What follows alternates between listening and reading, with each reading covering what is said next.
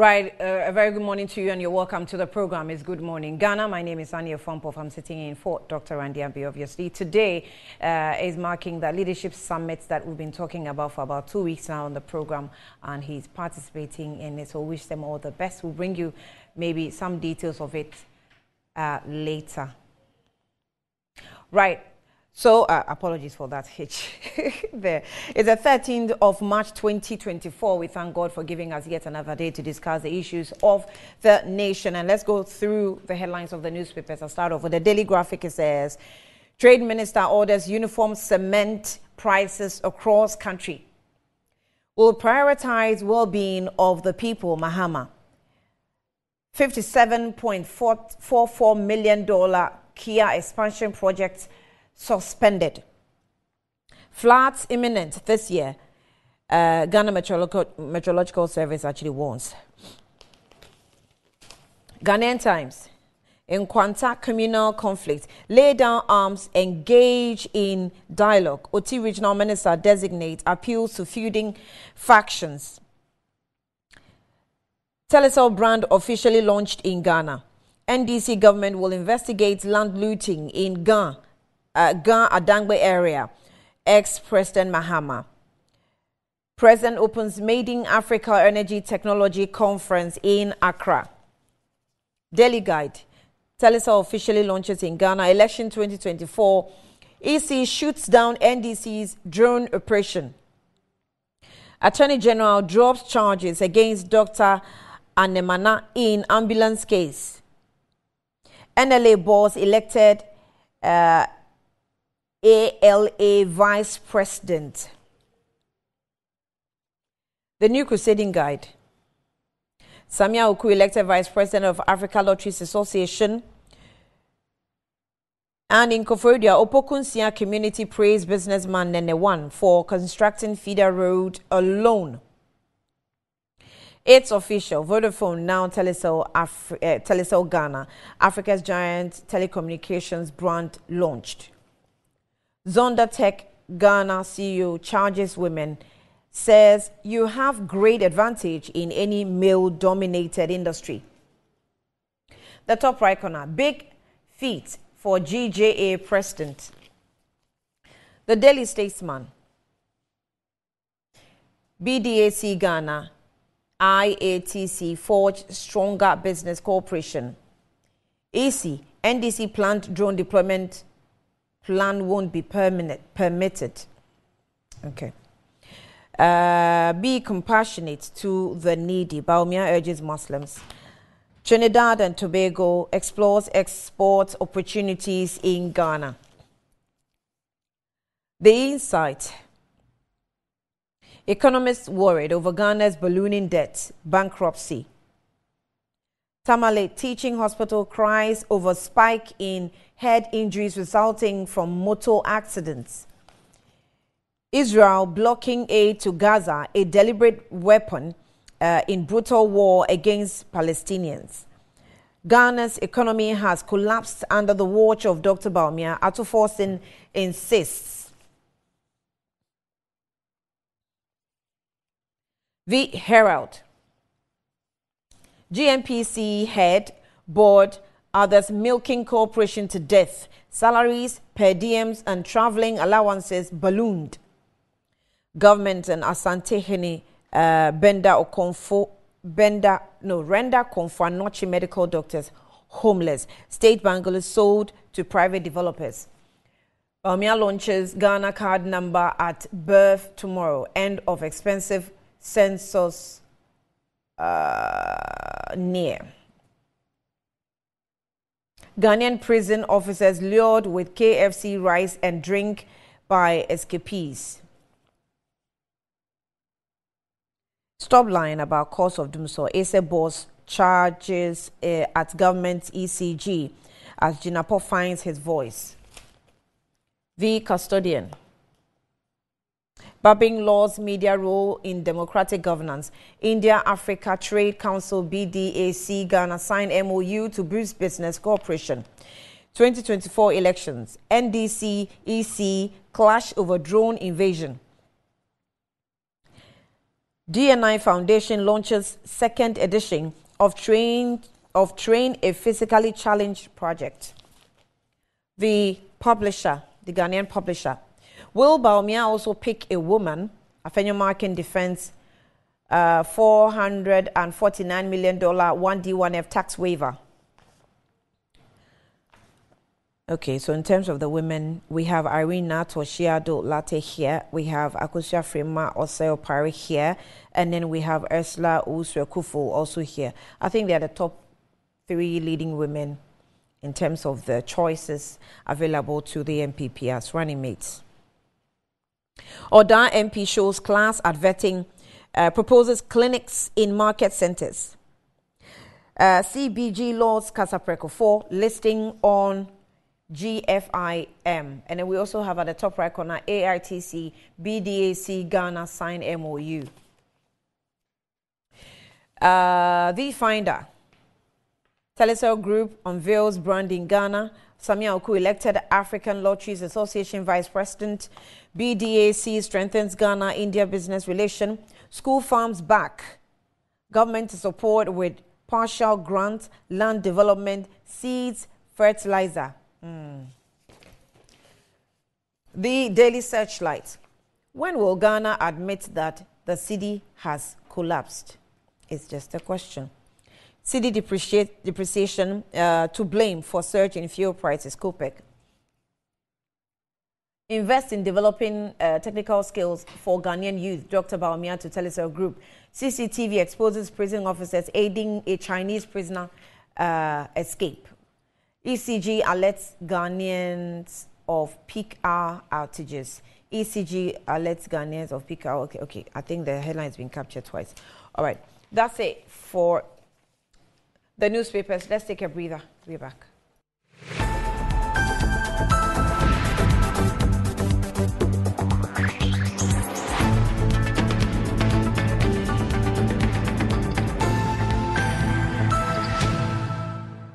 As I submitted earlier, if you even look at how they paraded their leadership, clearly they have not put in place a visionary leadership for the country's long-term future.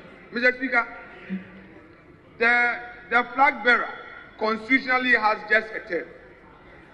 Should that happen, the flag bearer has gone for a running mate. Mr. Speaker, under normal circumstances, they should have given us a running mate who would give a future to Ghana. Like we have given a flag bearer who represents the future of Ghana. You have brought a flag bearer who, a running mate who retired from UCC as VC, came to Ministry of Education, performed abysmally. The E-blocks, she could not complete them. She did only 29. Today you say the running mate should be the future of this country. Mr. Speaker, when, Mr. Speaker, they could not even introduce the landing beach project. I was on my feet and you gave that directive, I resumed my seat.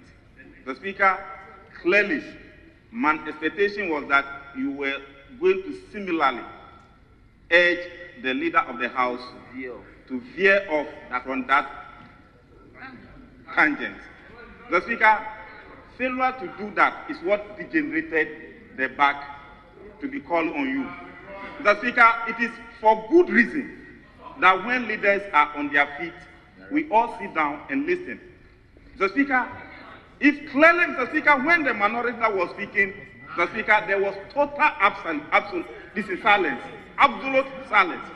Simply because, the Speaker, he was churning out facts and figures. Mr. Speaker, when the majority leader started, we were all quiet. But Mr. Speaker, when we may be young, anybody, at least, he does reference to. That is the argument.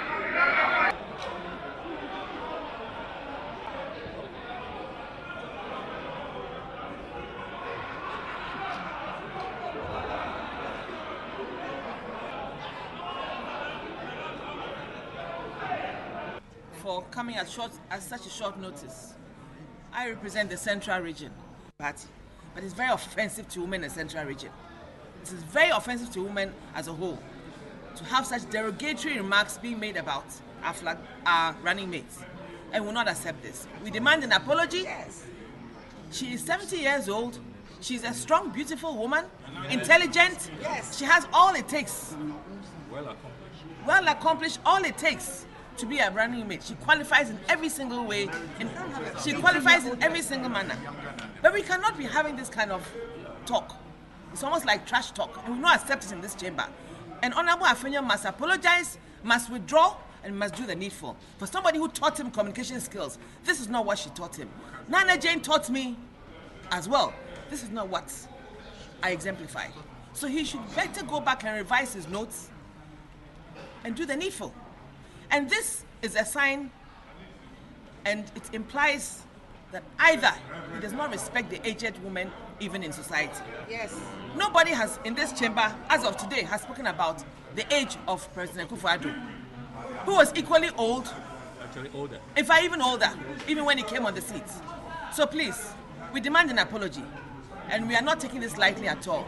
And the Central Region is very offended by this. He is from the Central Region. He should know better and he should do better. And the woman of Winneba should also rise up and tell him that what he's saying is wrong.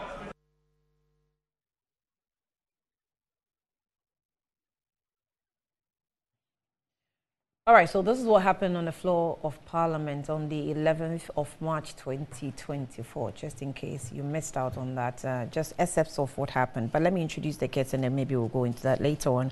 Eric Amwakuchum is government spokesperson. He's with us here on the platform. You're welcome. Good morning. Good morning, Annie. Thank you for your time. You're welcome back to Ghana. How did you know I was not in Ghana? Oh, I did. I mean, I just go chasing my guests and finding out where they are. If I'm looking for them to come on the show, I have to be asking. Oh, thank you very much. He's there. Thanks. When did you travel?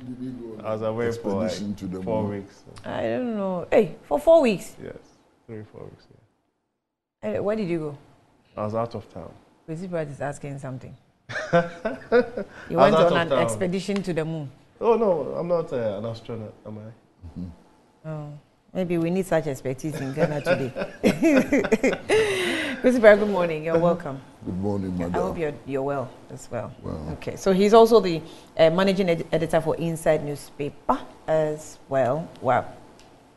So let me give you this before we get into the discussion where Momo, MTN is rewarding you for using the Momo app, and it says that there's something for everyone, so you have to download the Momo app and Play Store or App Store and use the Momo Pay for your day-to-day transactions through the merchant, either through the QR code or through the merchant ID, and stand a chance of winning 1,000 Ghana cedis weekly and other amazing prizes as well. So our merchants are also not left out of the reward. Receive payment and win. Keep using the Momo Pay or Momo app and get rewarded. There is also lots of prizes for everyone. So visit the website momomerchantapplication.mtn.com.gh for your Momo business account today. It's a Momo season, so just Momo Pay. Terms and conditions apply. Kel 360 toothpaste also says that if you're desperate for getting a toothpaste and that will take care of the whole family and to save money, Kel 360 toothpaste is recommended for the family, and it's approved by the Food and Drugs Authority. Kel 360 toothpaste provides you and your family with all-round dental protection throughout the day today with freshness. And it's also good for kids, children, adults as well. So let your family be a proud one by using constantly Kel 360 toothpaste. Kel 360 is also a product from Samara Company Limited and also available on all markets, malls and provision shops. Call them on 0246 686 4798 and they will also supply in bulk quantity. That's if you also want that. Kel 360 toothpaste, happy smile. Now, Lift and Elevators also is reminding you, if you're failing to enjoy the fruits of your labor, it is available to assist you by installing in 3 days a customized elevator in your homes, offices, wherever you also would deem it's necessary. They will install it for you. And it says that you worry no more. Lift and Elevators have got you covered with the best portable American pneumatic vacuum elevators on the market today. And a simple self-supported elevator for both homes and offices, guess what? It can lift your goods as well. So wheelchairs can also be fitted in, and they come in custom-made modules, just the way you want it. They will do it for you. It's affordable and can be installed in 3 days. Lift and Elevators is located at Sakumono. Call them on 020-535-515 or send them an email on elevators@gmail.com for consultations and best solutions and easy vertical movements. Scientific free health screening is still ongoing, and you want to be a part of it.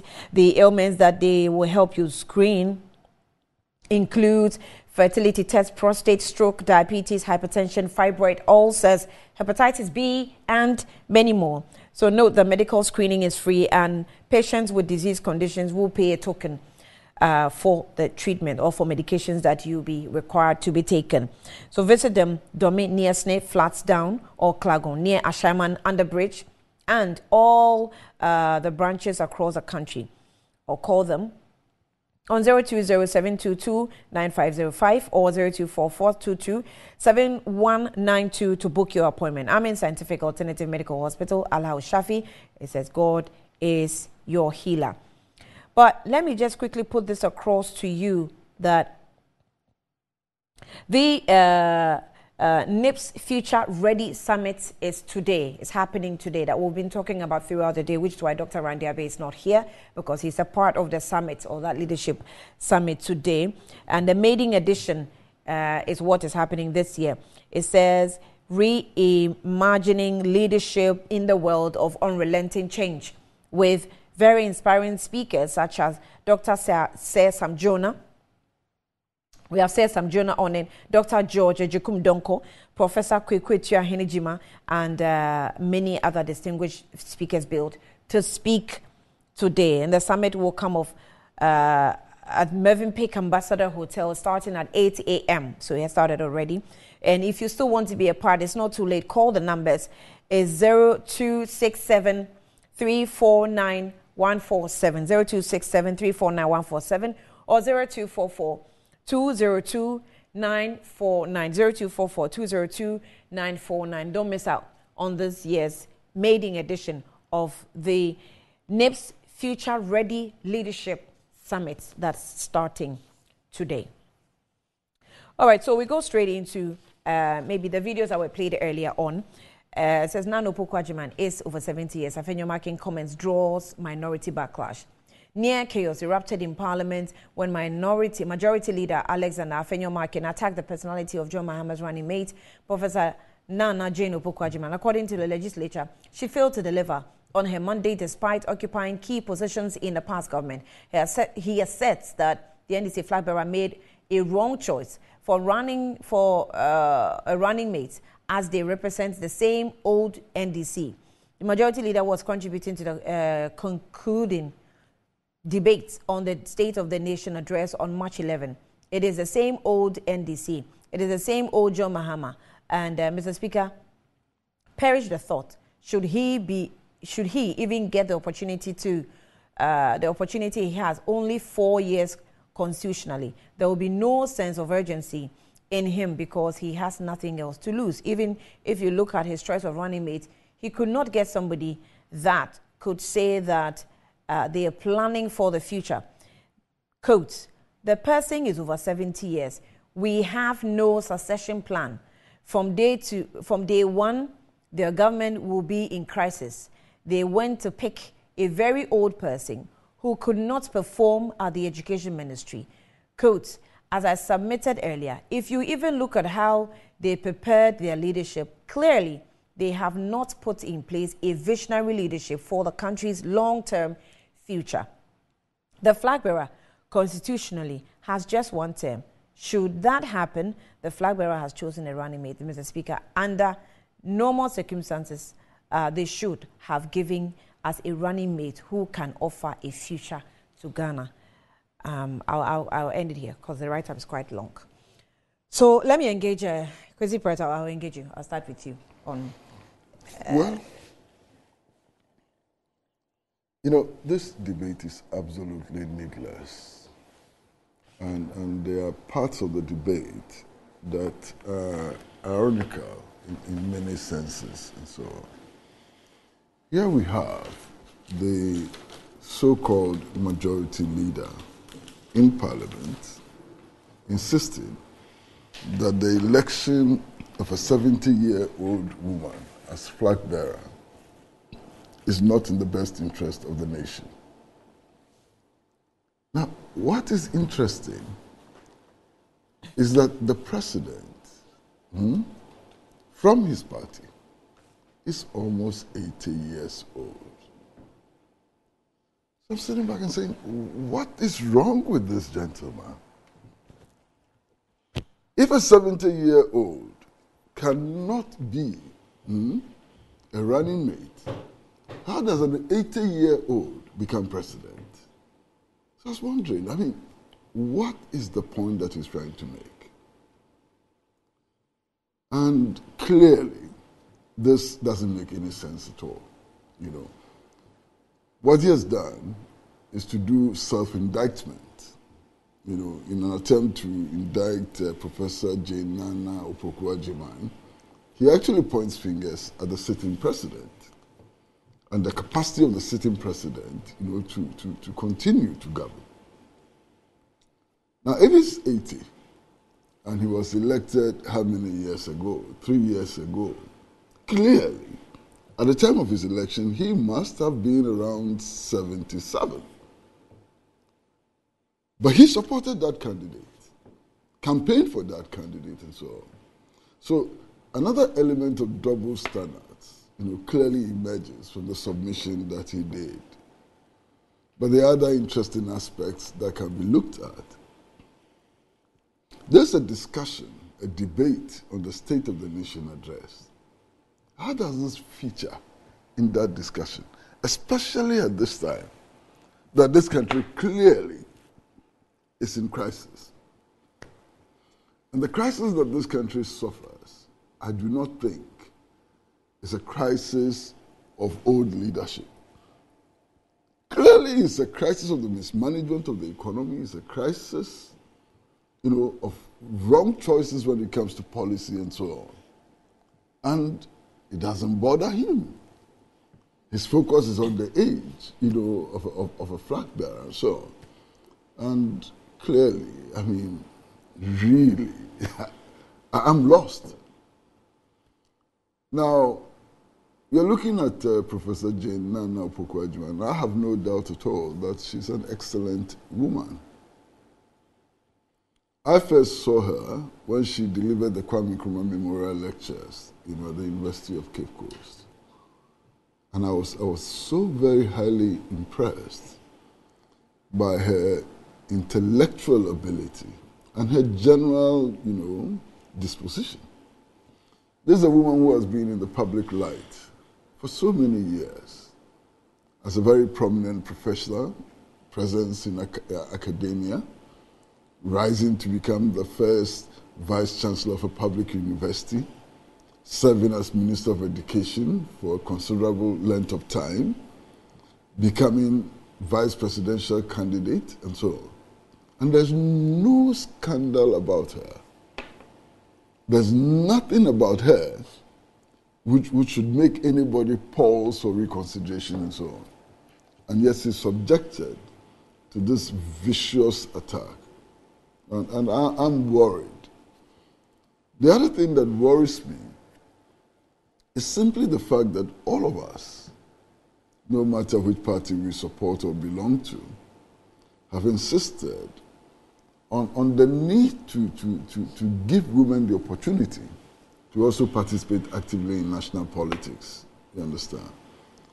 And if this is the kind of reaction, you know, women who get the opportunity are going to get from leading politicians, then I feel really sad, you know, about our commitment. Now, if you look at all of our political parties, all of them have safe seats. If you take the New Patriotic Party, it has seats that it has won consistently since 1992. If you take the NDC, it has seats that it has won consistently since 1992. And if this whole idea of gender parity is to be pushed forward, one would have expected that the parties would give the opportunity to women in their ranks to contest some of these safe seats. Because that's a sure guarantee that they will win and come to parliament and so on. But we haven't seen that. Some things have been done which may be admirable. I mean, some of the political parties have decided that women who seek to contest elections should not pay filing fees or should pay less filing fees and so on. All those are healthy and progressive. But I think that we need to do more. In a country in which women constitute more than 50% of the population, I think it's important to see women participating actively in all aspects of national development. Now, this is because if we do not facilitate the participation of women in all aspects of national development, we'll be doing ourselves a lot of harm. We'll be disabling 52% of the population from active participation in national affairs. And I take exception to this unwarranted, attack on Professor Jane Nana Opoku-Agyeman. I think it's extremely distasteful. The good thing is that Honorable Afenya-Markin has withdrawn aspects of his comment. I'm told that he's withdrawn the charge he made that she's over 70 years, has withdrawn that, Now, if you're looking around the world and looking at modern politics and so on, the United States of America, all the contending presidential candidates are beyond 70. Indeed, yesterday there was a long debate in Congress or Senate about whether or not Joe Biden is able to keep his memory intact and so on. Well, there's that general debate. Yeah. But if you look around, there are very many leading politicians, leaders of countries and so on, who have crossed the 70-year mark.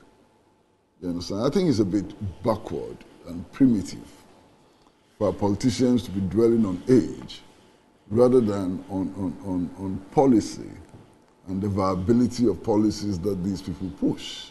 You understand? I think it's quite primitive within the African context today to be emphasizing largely on age, when indeed there are major problems ahead of us. I mean, Ghana and South Africa have been competing for the largest producer of gold. Sometimes it's South Africa, sometimes it's Ghana. The last figures that I saw indicated that Ghana is the 5th largest producer of gold in the world. And yet look at the state in which we are. These are the issues. But are they not, are some of these issues not the reason why people think that we've had persons from 60, 70, 80 lead African countries and we haven't seen much progress, which is why they think giving the chance to persons in younger ages is maybe will give us another chance of seeing where they will drive the continent towards or countries specific they're leading towards. I mean, I'm diverting a bit. No problem. I'm just trying so hard, to be polite, Because that argument is pedestrian in the extreme. Look, when we come to talk about the participation of women, we cannot argue that all women are angels. And we cannot argue that all women have the same political and ideological commitment. We cannot argue that all women are sane, and so on. We cannot make that argument. So even in stretching out and insisting on the participation of women in the national development efforts and so on, we are also looking at women with the acumen, women with the capacity to contribute to improving society. Okay, and there are many such women. Now, when it comes to age, I've seen young people who are stupid, extremely stupid young people. And I've seen extremely stupid old people. You understand? And I've seen crooked old men and crooked young men. So the issue is not age. The issue has to do with the orientation of the people we elect as leaders. The issue has to do with their acumen and so on. And I'm saying that there are many young people who are capable. I've seen many young people who are capable, who can lead their countries, who have ideas which can revitalize the economy and so on. And I've also seen many old people who have a commitment to their country that is not shared by many young people and so on. Right. So the argument is not age, is not just gender and so on. There's a lot more to the argument than just age and so on. I mean, 45-year-old people, I can point to some 45-year-old people who are reckless in the extreme. I can point to some 45-year-old people who are worse than vermin. You understand? Well, why are you looking at Eric? Oh, you're just talking. No, because we're just sitting on the same table. Okay. I mean, I have nothing against Eric. Okay. And I say that quite honestly. I have nothing against Eric. I think he's a fine gentleman. Has acquitted himself very well in what he does and so on. You know, but I'm not talking about Eric. I'm just making, if you like, generic statements. Right. Eric, where did you hear him withdraw the statement? Was it on the floor or he made a radio comment? It was on the floor of Parliament, It was on the floor, okay. I mean, I the haven't reference to age, he has withdrawn it. You know, but reference to it shouldn't have been made in the At first all, instance. yeah. Eric, what do you think? Well, I find it, I don't know if I'm using the right word, but I find it misogynistic.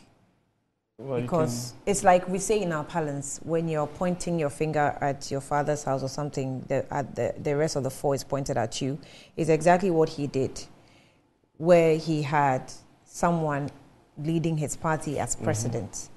And he didn't see it because maybe that person, I'm saying maybe, because maybe the person is a man. And he sees the woman's situation as different. So, thank you very much. I mean, thanks for the opportunity once again. Good morning to you. Good morning to you.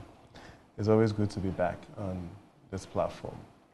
I think that you're overstretching it when you move into the realms of being misogynistic or not. But I'm one Maybe of those. You have to understand. Yes, yes. I mean, that's fine. You're entitled to that. I'm quite cautious about having a conversation surrounding age and gender. And the reason being that if you would pardon me, I would even refrain from going deep into this whole conversation because, I mean, I might come across as trying to be, as you guys will always say, trying to equalize. I mean, this is not if you go into our Ghanaian political history, conversations about age and ability to govern and the competence because of people's age. It's not the first time some of these things have come up. I think that the majority leader has shown a lot of decency by actually withdrawing a statement that, as far as he is concerned, was taken wrongly, or even it's come out that he didn't say the right things. And you need to encourage that kind of behavior where people in public office will admit that I have made a mistake and I feel that it's imperative that I have to take those words back. You understand? But when you want to go delve into the politics of it, in terms of what people have said in the past about President Akufo-Addo and his age and his capacity to govern and everything, and you see the same people actually standing in Parliament, granted an interview or actually engage in a presser, then you're asking yourself, are these the same people? Where's the consistency? Where's the principle? Same people? Yeah, that's what I'm saying. Same people. No, I'm saying that when I say the same people, I'm people from the same ilk, the same background, right? And for me, I think that I would always back any call for us to elevate the conversation and the discourse to issues surrounding policy orientation, policy decisions, and wherever we feel that the trajectory should go in terms of how this country will develop, rather than either the person is old, young, or whatever. But then the argument for having, of course, young people in politics is also there for everybody to appreciate. And so you can make an argument for having women in politics, which is laudable because it serves a certain purpose. It allows for broader engagement and then also allows for diversity and even how we actually see politics. There's nothing wrong with having women in politics. There's also nothing wrong with having young people in politics, because in terms of even the conversation around the future and how you want to govern your country, you of course need the engagement of young people to be able to do that. So for me, I would call for us to be a bit restrained when it comes to this, having these conversations, because if you're not careful, what would happen is that it's just going to open a can of worms. People are going to now start going back to things that people have said in the past. And then we do that in this country all the time. You know what makes it different? This back and forth. You know what makes it different? The people who said what they said did not say it on the floor of Parliament. Because on the floor of Parliament, a lot of things it's a different platform. I don't want to be called to and the in your capacity as a majority leader, I don't want to be called to the privileges. It cannot be compared to people who are making pedestrian comments. Can I finish? Yes, you can, but I'm just... A lot of things have been said in that house. A lot of things have been seen in terms of behavior in that house. Yeah. Right. From across two major political parties, right? And so when you are using Parliament as an example, for me, I think that it's a bit far-fetched. The reality on the ground is that the gentleman who made the comment, the majority leader, had the decency to come and say that on this particular score, I feel that I misspoke, and I take it back. And I think that we need to, once that has happened, trying to now delve deeper into what he's saying and to even make an argument out of it. For me, I think that is, because it's been overflogged. Immediately, he admits that he made a mistake and that he misspoke. And he's actually come out to withdraw that statement and apologized. And as far as I'm concerned, trying to now have a conversation around that becomes a problem. Because, like I said, if you want me to give you a plethora of examples of what people have said in the past, including even women within the MPP. It's almost as if that if you're a woman in the NDC and somebody says something terrible about you, that is wrong. But we've had people within the NDC say terrible things about females in the MPP. You understand? So whatever political divide that you come from, saying things about the female politicians is wrong. You understand what I'm saying? And let's elevate the conversation to that point and say that when we are having these political conversations, let's elevate the discourse. Let's look beyond either you're female, male, whichever part of the country that you come from. And let's look at the substance, what you represent, and what you can actually contribute, and then interrogate the policy conversations and the policy narratives that everybody is bringing. You understand what I'm saying? Because if you are going to go by that score, there are so many culprits that you would find. You understand? And I don't think that we really want to go into that domain, because there are examples that I can give, and there are other examples that can come from the other side. Now, I always feel that it is also important that when people find themselves in politics, they also have to appreciate that sometimes, by virtue of the terrain, people will say certain things. And when, for example, you have a running mate who will go out and also make certain pronouncements, it's also fair game that people would say certain things towards that direction. However, we need to also make sure that the conversation and the language is sanitized so that you're not attacking the person by virtue of the agenda or wherever they come from, but basically attacking the conversations and then the issues that they actually bring into the fore. So for me, I honestly feel that, once the majority leader has actually come out to withdraw and apologize that he misspoke on that particular score of the age thing, we can drop it. But then it's almost like Kwesi was saying, it's a call for all of us to elevate the conversation to the bread and butter issues and what the core issues are. And then, of course, we can debate all day long, you understand? But as for some of these things, for me, I think that really we are overstretching it. I don't think it's really an overstretching issue, as you want to put it, because of the kind of words he used. So even though he has apologized, I find it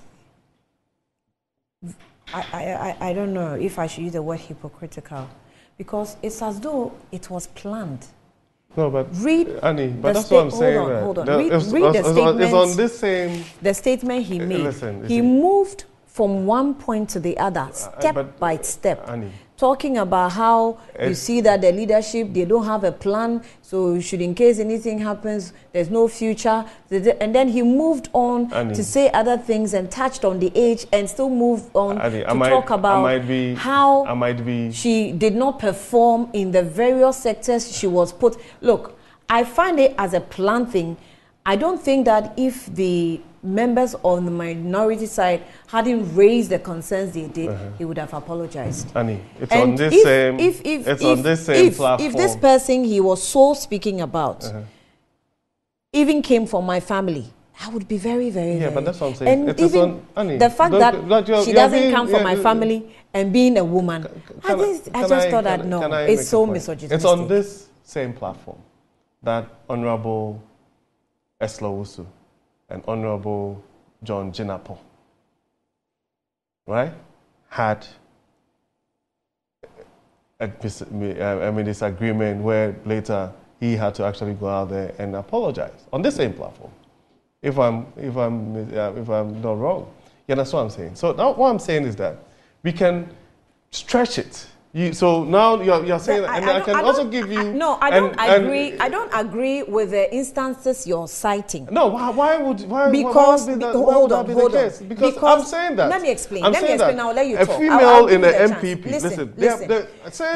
We've had issues. You have Honorable Esla Wusu. Annie, we've had the issues. Example you cited. Let me use. Listen, we've had even other females on this platform attack MPP representatives on this platform. It is the platform you're using that I want to tell you. It's not the same as what happened. I'm saying that a lot of things have happened. Was Prophet Nana Jane on the floor? I am saying that. Was she debating? Listen, I am saying that. You can very decide. Unprovoked. No, you can decide to nitpick and play ostrich. And I'm saying that when it comes to this conversation around politics, a lot of things. Listen, no, I'm telling you. But I take exception. I'm not playing ostrich. No, I'm saying that. I am not playing ostrich. I'm telling you. But you're not allowing me to learn. I'll allow you. If you allow me to make the point, I'll allow you to talk. I'm saying that. I back the call that personal attacks, insinuations, and vitriolic language should not be allowed, male or female. And let's elevate the discourse to a point where we are interrogating the policy, narratives and discussions. But if you're telling me that you're trying to say that Honorable Afenyomakin has said something that he has actually shown the decency to apologize, and this is something that has not been said in our body politic in this country before, that I would disagree. And I said that I don't want us to go into that realms because people have said extremely more ridiculous things in our body politic in this country. Right? And so for me, I believe strongly that immediately the gentleman sees that he's gone to a certain point where he's wrapped off people wrongly and he's actually shown the decency to apologize and withdraw.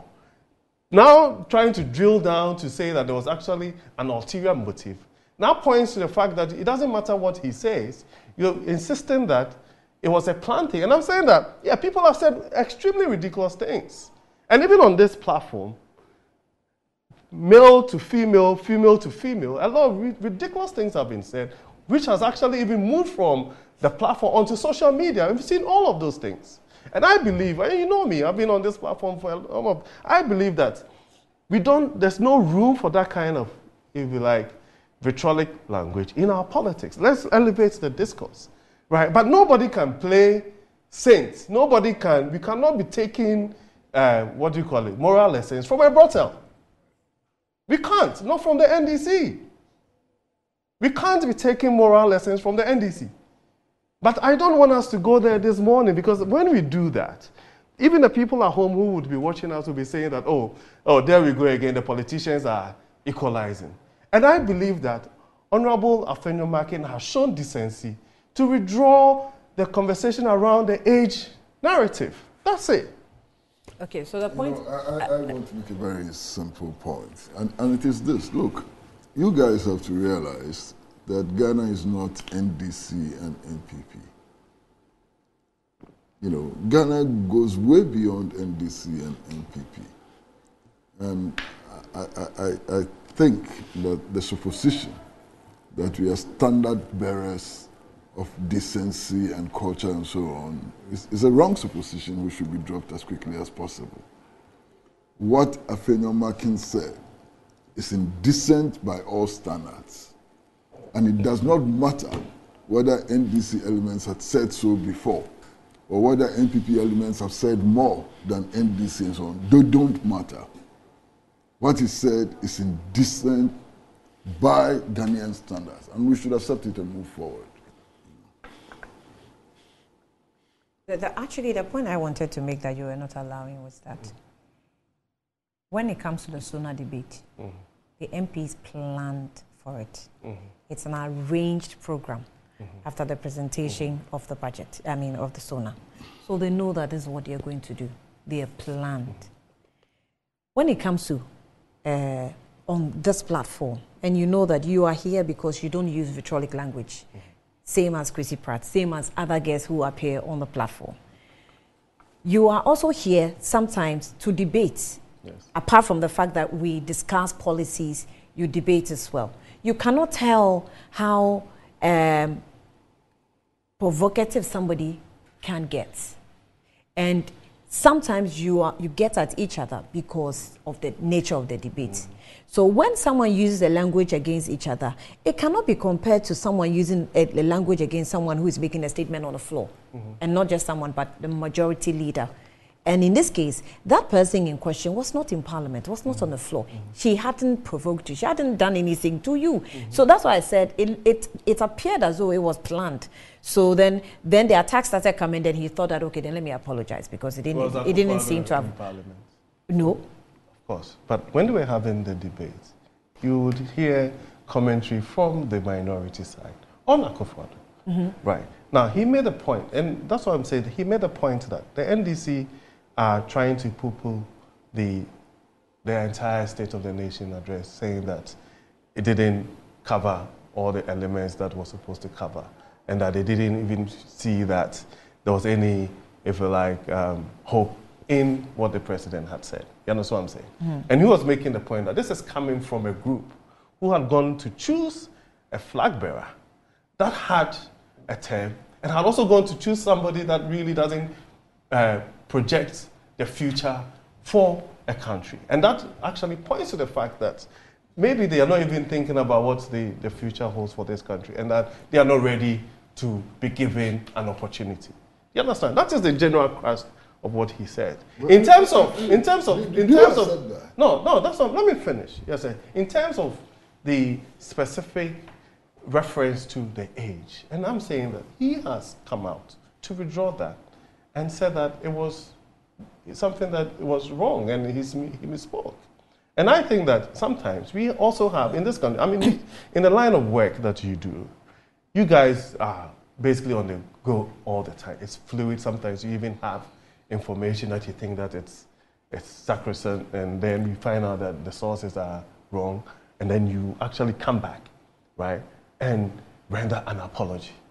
You understand? We cannot be beating you, right, to death because you made a mistake and then you've come back to apologize. Because once you do that, then even the persons that are doing that are not being sincere. They are not doing it out of from a certain point of principle. You know what I'm saying? So that's what I'm saying, that once this has come to the fore, let's assume that, yes, a mistake has been made. The individual himself has actually come out and said that that was not what he actually was supposed to have said, right? And now let's move to the real gravamen of the conversation, which is what are the policy alternatives that are being preferred by the NDC, and what are the alternatives that are being preferred by the NPP, so that we rise above the individuals. You understand? That's why I made the point that when it comes to people now going to stand in Parliament and actually do a presser in reference to a female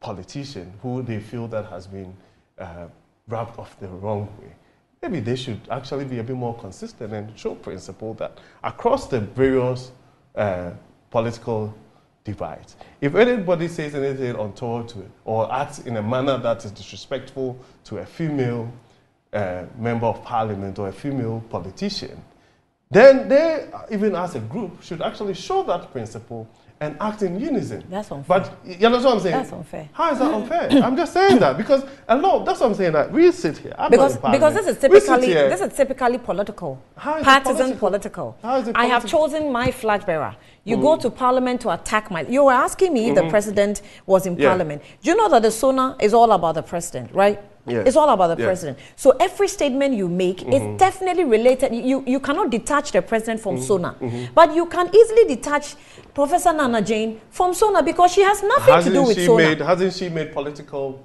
pronouncements? About Hasn't she preferred her views on the ongoings in this country? I mean, so making reference to, you see, the thing is that we have to be very careful.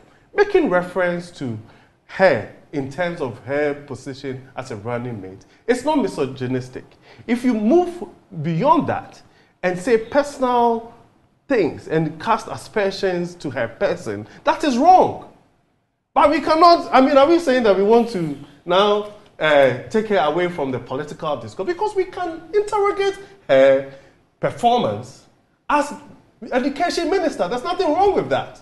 We can interrogate her performance in public life. And if he says that she was abysmal as education minister and he actually goes on and lists those things, there's nothing wrong, there's nothing negative about that. It's politics.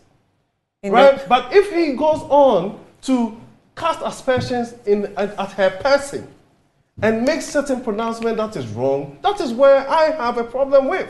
But are you saying that if we now want to do take a look at her stewardship as education minister, that means that we are attacking her? Then that is, I mean, then she has no business being a running mate because she would also try to interrogate the performance of the MPP administration. There's nothing wrong with that. Unless, of course, I'm not getting the question right. You are right to the extent that anybody who is involved in national politics, woman, man, young person, old person, needs to be assessed by the population. And every citizen has a right to question the achievements and so on. You are right to that extent.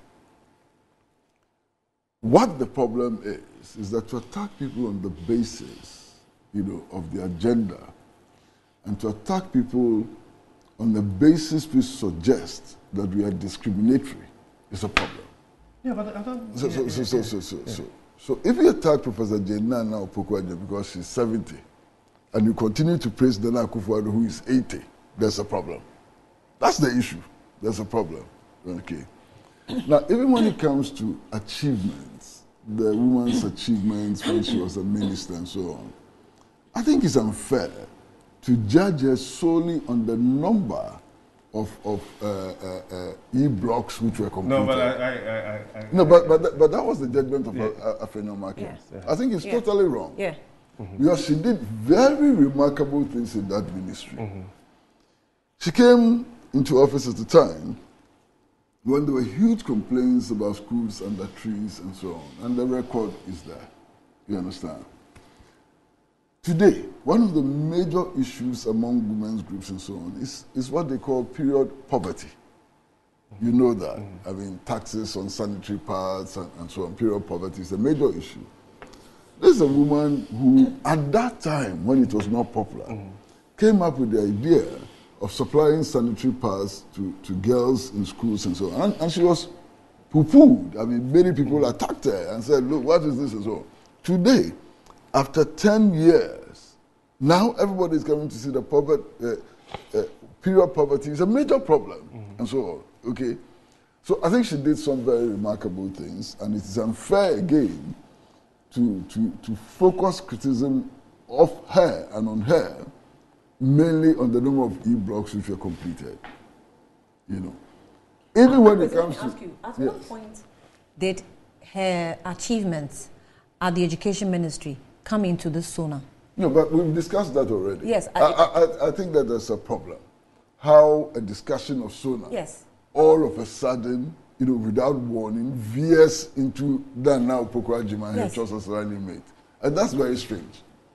But I think we can move on. I think all the So essential okay, points so have been made. so I think all interested parties are watching, and this is what Okujeto Ablakwa says: achievements of Nana Jane. Maybe if it's something that you need as No, part but of I don't the need, as part of the I don't debate. need, and with all due He's respect, listed. I don't need, hold on, Annie. I'm not going to You are mention. moving I'm not going to away mention from- all. He's yeah. listed about Yes. 44 Uh-huh. of them.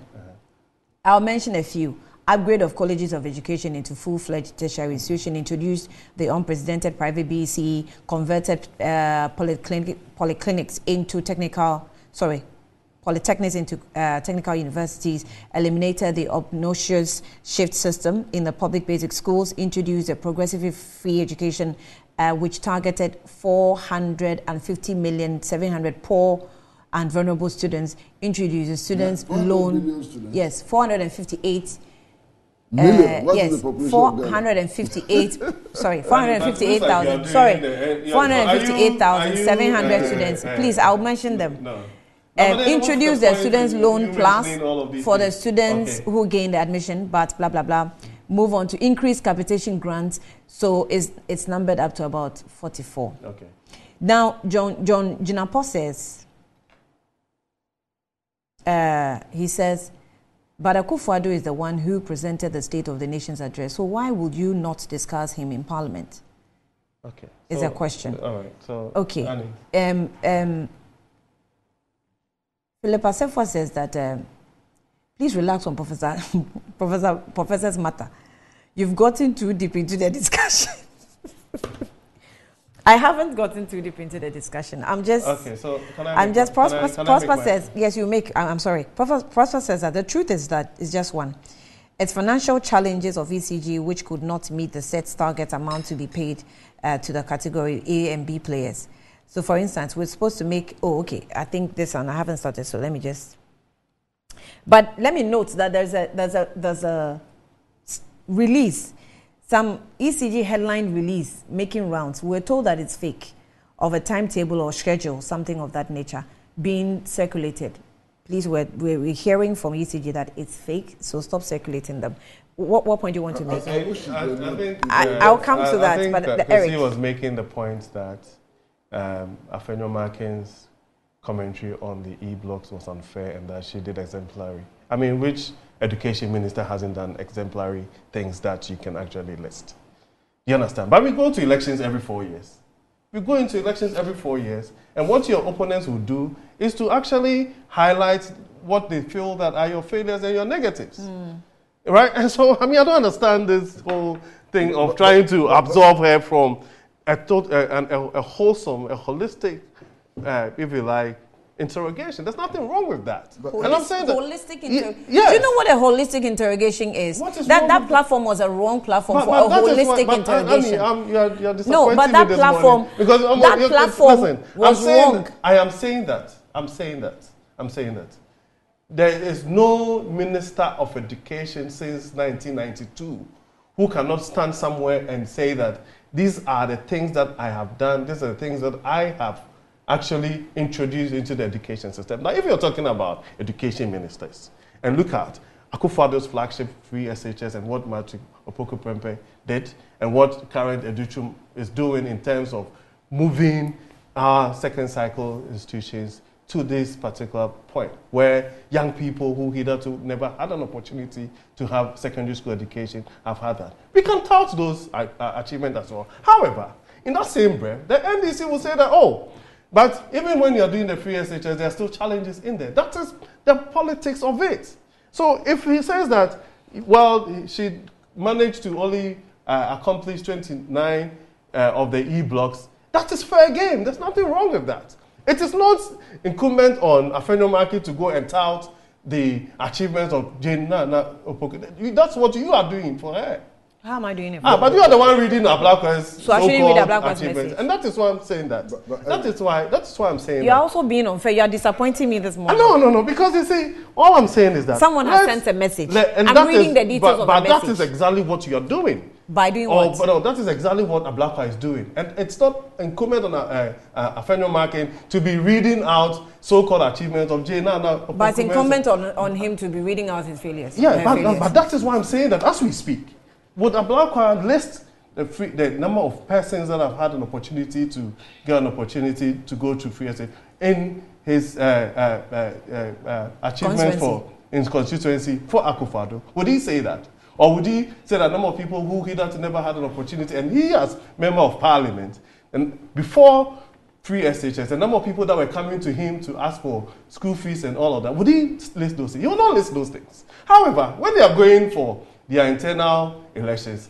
they now go about start touting some of these things and say that, I lobbied for this road, I got this scholarship for this student, I did all of those things. However, when they get opportunities to stand on political platforms, everything that they say about their opponents is negative, and that is fair game.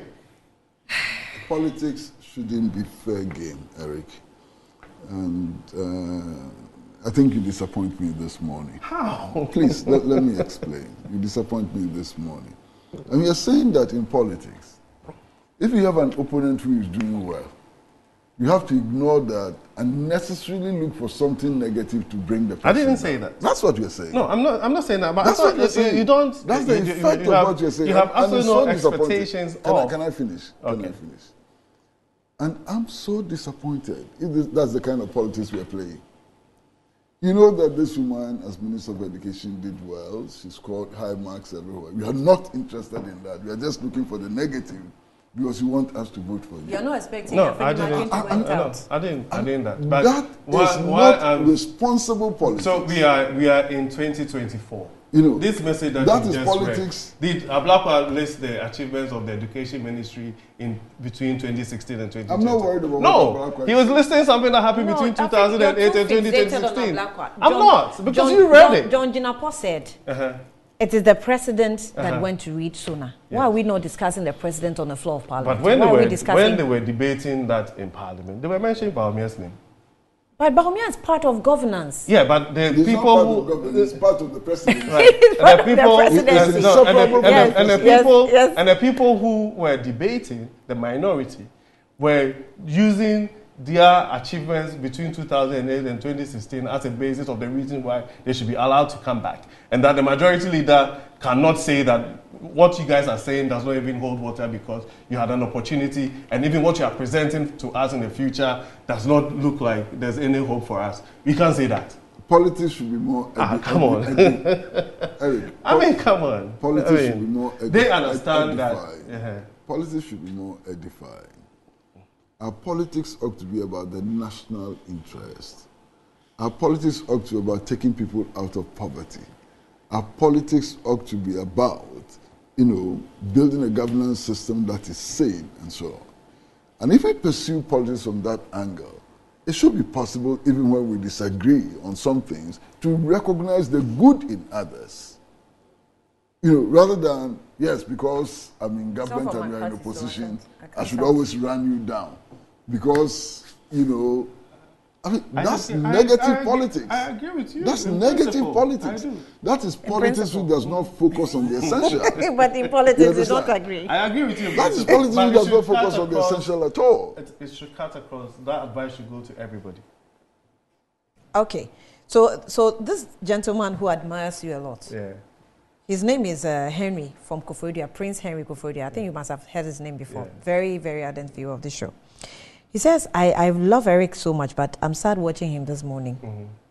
So he says Eric Chum is being hypocritical and quite arrogant this morning on Metro TV. He says, I don't know if Afenyo Markin goofed. Simple. Will Afenyo Markin say something about her mother? Question. So the NPP is just afraid of John and the Jane ticket, I think. But Eric, this is not how he communicates. Okay. The future is pregnant, you see.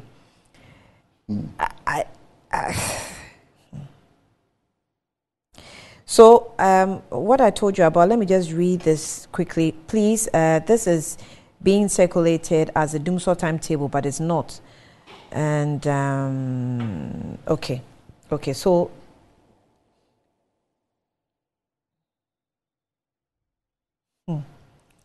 I think, Honorable Ableko, if I read any message from you again, I'll be in trouble. So he's actually sent some links. I'll forward them to you. Maybe you can look at them later. Of more achievements. Treadwell says, good morning, Annie. Professor Nana Jane Opokwajaman is a solid woman with unblemished record. I am of the view that that woman across the world, particularly Ghana, should arise and condemn the attack on the running mate of the NDC by the majority leader, Honorable Afenyo Markins. It's quite unfortunate for Afenyo Markin, and I didn't know. Quite unfortunate. Afenyo Markin didn't know the age of the candidate Nanado in 2016. So we're told he has apologized. I'm actually asking for the video. If we get that, then we'll play for you to see how the apology looks like. But for now, that's what it is.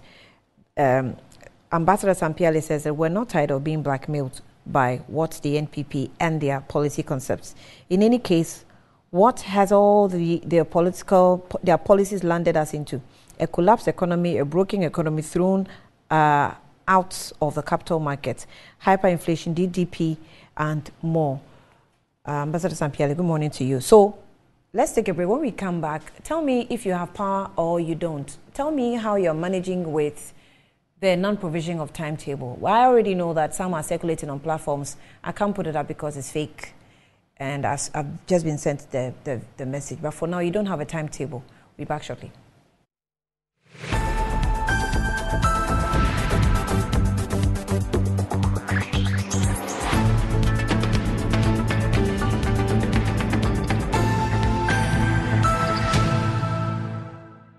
Welcome back to the program. We're still on Good Morning Ghana. Erica Markochum, spokesperson for government, and he's still with me. And Kwesi Pratt Jr. is managing editor for Inside Newspaper. Now, I'm reminding you that the reason why Doctor is not here is for the NIBS Future Ready Summit that's happening today. The maiden edition, and it's taking place here in Accra, Mervyn Ambassador Hotel, 8 a.m. That's the starting time. And if you want to be a part of it, it's 0267 349-147 or 0244-202-949. That's if you want to join. It's a mid-year edition of the Future Ready Summit dubbed Reimagining Leadership in the World of Unrelenting Change, with a very inspiring leaders or speakers such as Sir Sam Jonah, Dr. George Ejikum Donko, Professor Kweku Etua Henijima, and many other distinguished speakers billed to speak today. So be a part of it and join that summit. Blue Jeans energy drink has been on the Ghanaian market for over 20 years. We already know what it does for the body. It contains vitamins and nutrients such as vitamin B2, B3, B6, B12, and as well as taurine and guarana, which are known to boost your strength and energy, as well as promote high performance and endurance. Blue Jeans energy drink has been tested and tried.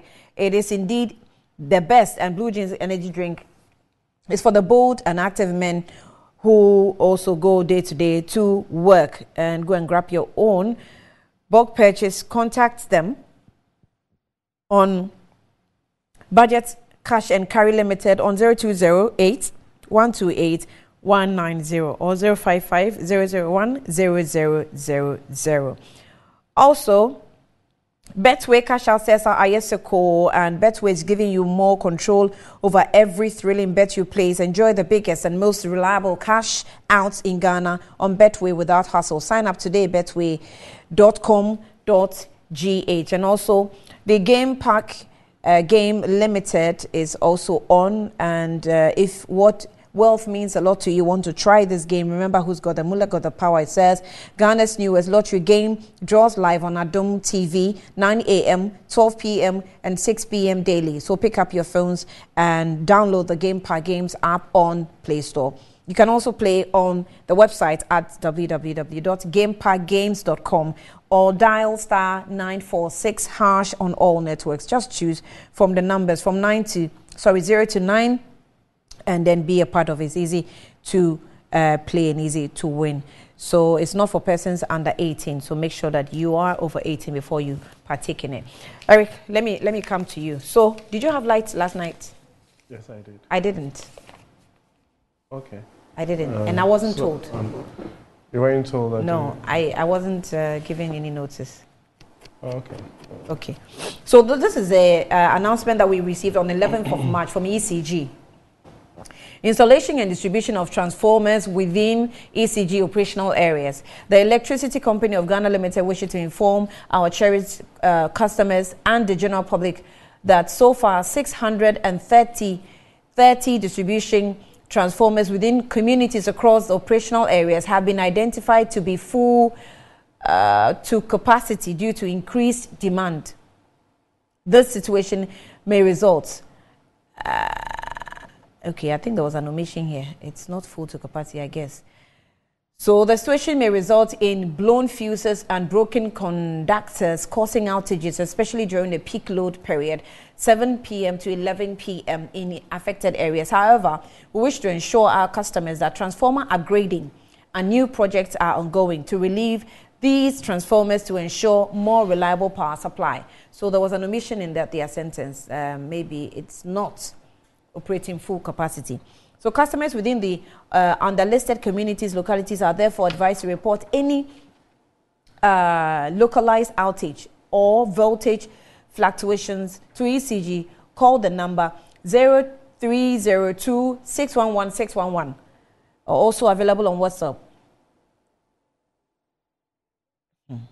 Yeah, ECG, I don't know what's wrong with you. How can 0302 be on WhatsApp? Because we don't have the WhatsApp number on the release. So how do we contact you on WhatsApp? Give us a WhatsApp contact. But we also have them on Facebook, Twitter, or otherwise known as X, and Instagram for prompt rectification. We continue to seek support and patience of affected customers as we work to improve our power distribution system. Help ECG to serve you better. Energy sector debt remains the biggest threat to Ghana minority. We have not defaulted in payments to IPPs, ECG MD clarifies. It says the Electricity Company of Ghana has defaulted once again on its fixing monthly energy purchase price with the independent power producers, that's the IPPs. This sparked concerns about the possibility of full-blown power crisis, also known as doom. So President Akufo-Addo in the State of the Nation address touted his ability to solve the Ghana's power outage, adding that the amount of $34 million is being saved on reconciled energy sector debts as a far better outcome than the take or pay his predecessor John Mahama left him. But I jump to here.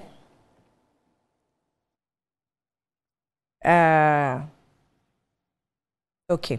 Meanwhile, the managing director of ECG, Samuel Dubik Mahama, said PURC have not consulted his outfit before releasing the validated report. He urged that the ECG will be able to better explain why it appeared as though it had not complied with the president's directive. Nevertheless, Mr. Mahama said that the delay in payments was because the revenues generated in January were used to reconcile the forex arrears accumulated over the previous years. But of course, it insists that it has not defaulted in paying IPPs. John Jinapo, that's a ranking member of Mines and Energy Committee in Parliament, has charged the managing director of the Electricity Company of Ghana, ECG, Samuel Dubik Mahama, to be transparent about the challenges in the power sector. According to him, the current power outages, also known as doom, should not be blamed on transformers or maintenance challenges. The legislature, speaking on Joy FM, says that explained that there appears to be a generation problem that has translated into distribution challenges that's causing the power crisis. In this regard, he appealed to the Mr. Mahama to come forward about the challenges so that stakeholders in the energy sector can have a roundtable discussion and find a way forward. So I'll end it here. There's also the headline of 330 distribution transformer full to capacity leading to doomsday from 7 to 11 p.m. ECG. Okay, Eric, you're not being transparent with us. Who is not being transparent? The government, ECG. Well, so for me, when it comes to some of these conversations, I'm always on the side of the consumer. And for me, in all sincerity, the statement does not sit well with me in that, in terms of communities that have got into full capacity. The question would be from your, even a cursory interrogation, the question would be, how long ago did we find out that these communities were at full capacity, and what were the planning? You understand? So there's a, from my, even like if I put on my project management cap and my corporate governance cap, then there's a certain, if you like, inertia in that regard. And for me, I think that ECG, good thing is that they've actually issued a statement to that effect, should deal with these matters of transformers, I mean, in earnest, so that we will not have some of these challenges. You understand what I'm saying? Because the reality is that for a consumer, really, this does not give them any comfort whatsoever. Mm-hmm. And I would consistently be on the side of a consumer, either as a private consumer or, what do you call it, a commercial consumer, because some of these things also dovetails into production cycles and planning for these commercial entities. And even at the domestic level, it's important that people are aware of the fact that, I mean, whatever it is that they do will not go to waste because of some challenges with the sector. So if you're going by this particular statement, I believe strongly that there's a level of inertia that has happened here, and ECG should deal with the matter in earnest, right? Now, this whole conversation around what the real issues are, I think that's very important that sometimes when we have public officials, we can give them some level of benefit of the doubt. I mean, he has come out to state categorically that we don't have any deferment when it comes to our payments. However, in January, there were some forex differentials that had to be looked at, and that was what was done. Now, the minority is also saying something totally different in terms of generation capacity and everything. And I find that a bit weird, because these are the same people who, a couple of weeks ago, were actually saying that our challenges were not as a result of generation capacity, because they claim that they actually provided the generation capacity before they left power. I sincerely think that the ECG CEO should be given the benefit of the doubt to this particular issue. Now, how do we move away from some of these things? I've always maintained that I think that there has to be a certain harmonization of even the structure itself, right?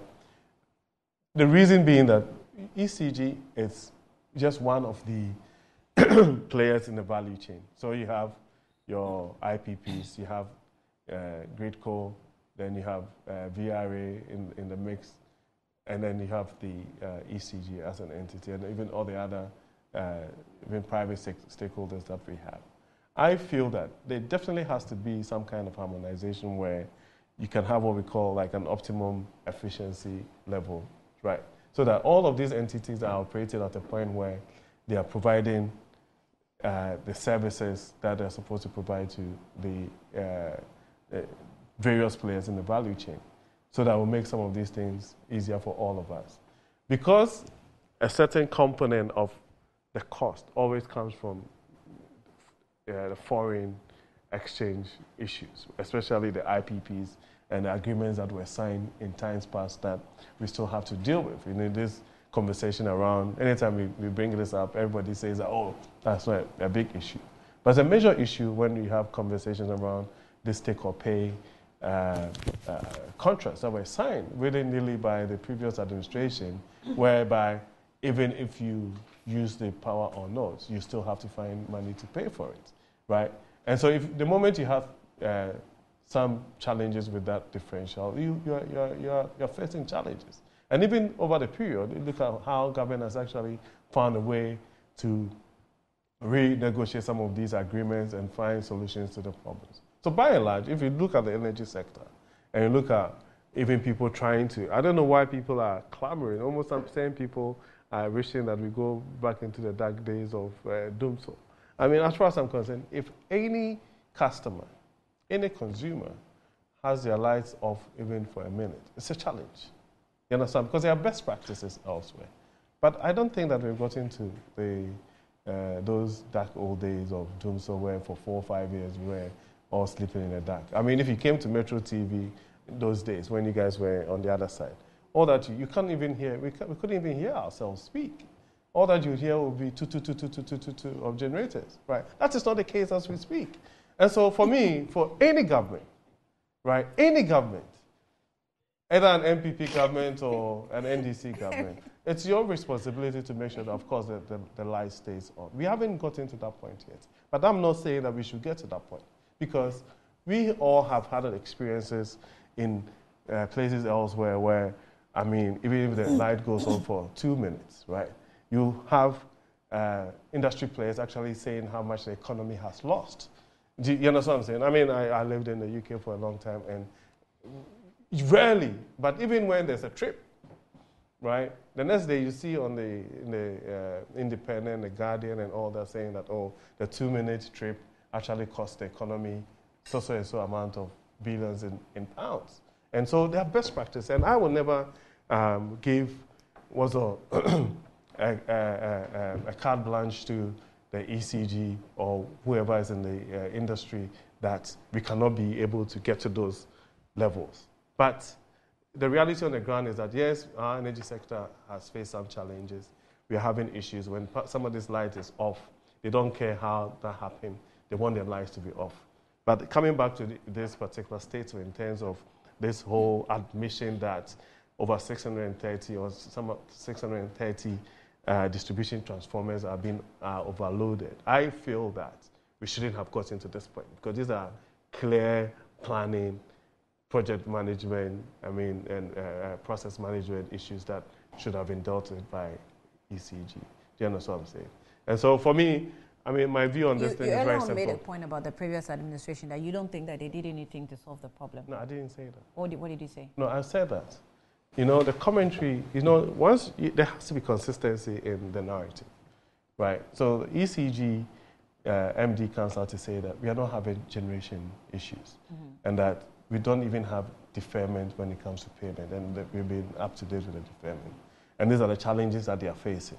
And then you have the minority saying that, as far as they're concerned, it's generation issues that has actually escalated into distribution. And I'm saying that it is inconsistent, because they make the assertion that in terms of generation, they actually provided enough generation, and there's still enough generation for electricity in this country. So there's a certain inconsistency.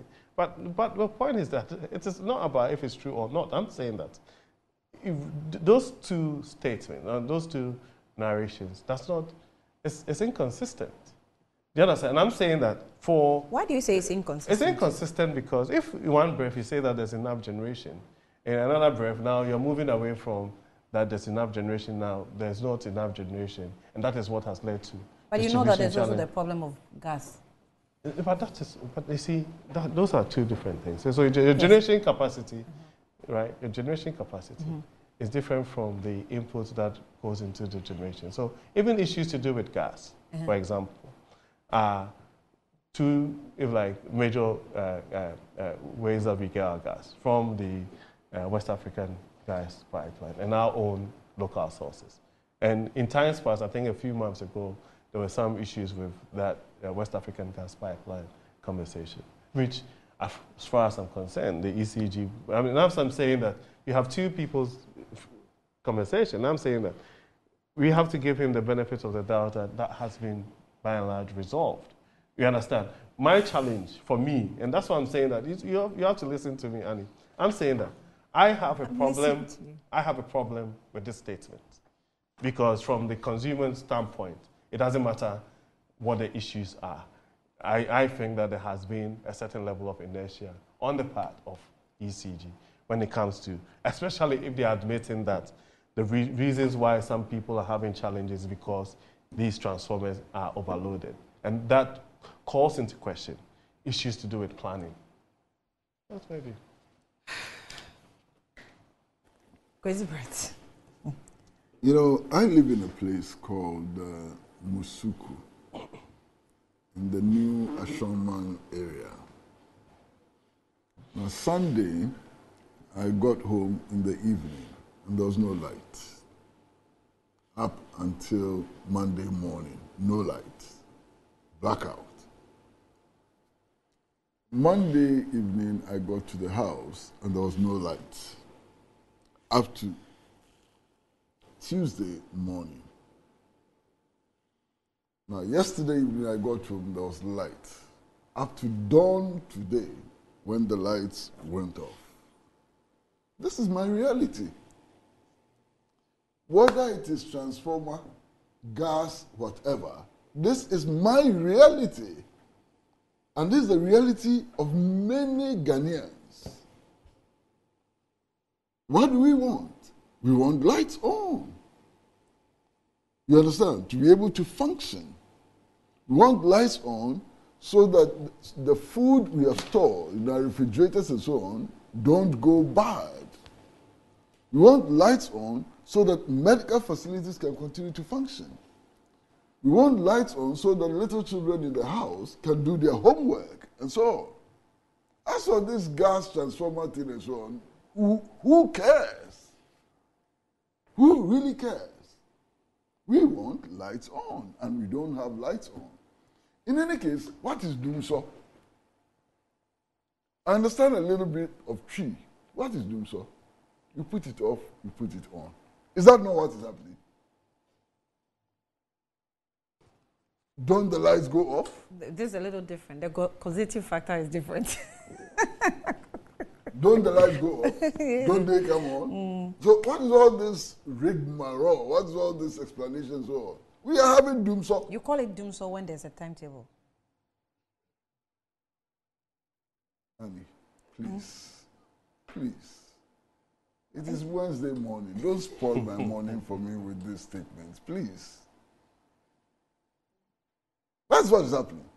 And then we are told that the ECG is denying that they have not issued any timetable. I wish that that timetable were true. At least then I can plan my life better. You understand? And then all these statements which are being made. You know, sometimes these politicians, I mean, really, they think that we are yo-yos. You understand?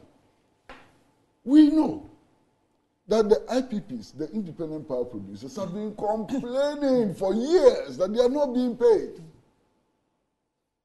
Azogli actually threatened to stop production of power. And so, we know this as a fact. So how about this transformer? Have you paid the IPPs? You haven't. Please, stop what you are doing to us. Because you see, in addition to our not having power, you are now actually insulting us. We don't have power. It's problem enough. But you come and talk to us in ways which suggest that we are dummies. It's insulting. Stop it. Why? People depend on electricity for their livelihood, you know, to run their restaurants and so on. Their businesses are in jeopardy because of this situation. Solve it. And stop giving useless excuses that don't make sense.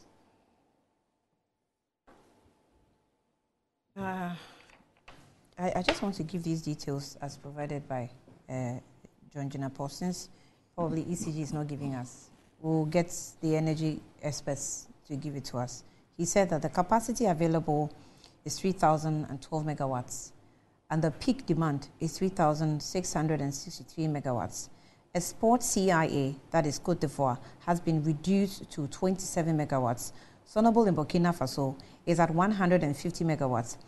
And CED, that is Togo, is at 54 megawatts.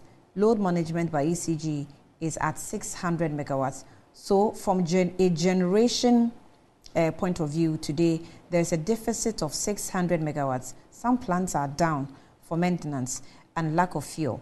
They don't have money to buy adequate fuel, he said. He continued to say, then our gas production is declining, which is the point I was making. Now, he also goes on to say that it has declined by 32% in 2017. So even the throughput in terms gas production has declined. Oh, no. Throughput, yeah. Okay, the throughput in terms of the amount of gas is going down. Look at that serious matter. And I am begging Mr. Dubik, please don't ignore that. When you have challenge, admit it, there's a problem.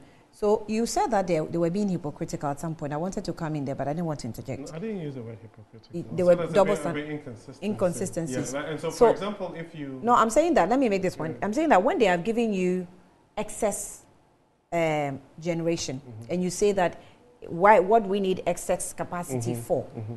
Now, these are the issues that he's mentioned has befalling us, which is what has cut down the generation, of course. If you cut down your generation, then, of course, your distribution will be affected, right? And that is why you cannot say that it is what? What word did you use again? I said there's a certain level of inconsistency. You can't say it's inconsistent. No, okay, so because at their point, this is what they gave you. But you see, that is their... When you were working, this is where you have brought us to. But that is their point. So they cannot be inconsistent. The fact that it's coming from John Jinapor doesn't mean that it's sacrosanct and that it's the gospel. What do we compare with? Yeah, but that's what I'm saying. And so you have two narratives, right? And so if there are issues, for example, with some... plants that are under maintenance and are down, or you have your challenge with gas and everything.